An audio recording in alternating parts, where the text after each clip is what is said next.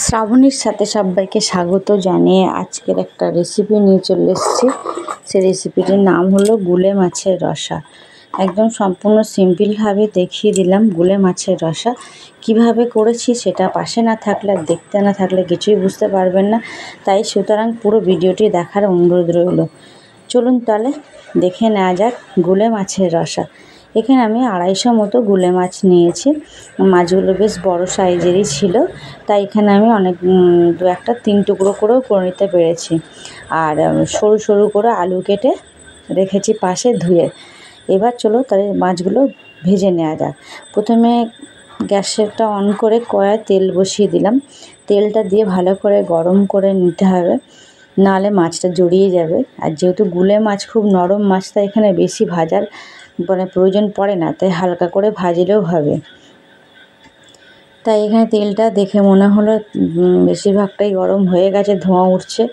এবার মাছগুলো আমি নুন হলুদ মেখে একটু হালকা করে ভেজে নেব। মাছগুলো এপিট ওপিট উল্টে পাল্টে একটু ভাজবো, কারণ বেশি ভাজার এখানে একদম প্রয়োজন নেই। খুব নরম মাছ, নাহলে ভেঙে যায় বেশি। তো এবার মাছগুলো আমি একটা পাত্রে তুলে নেব। ভাজা প্রায় হয়ে গেছে। বাকি যে তেলটা আছে, তো আরেকটু এখানে তেলটাকে ভালো করে গরম করে নেব, কারণ মাছের এটা থাকলে মাছে অনেক সময় জল থাকে, সেই জলটাকে একটু শুকিয়ে নেব। তো শুকিয়ে নেওয়ার পর এখানে আলুগুলো ভেজে নেব। সেকেন্ড স্টেপ, আলুগুলো ভেজে নেব একটু হালকা করে।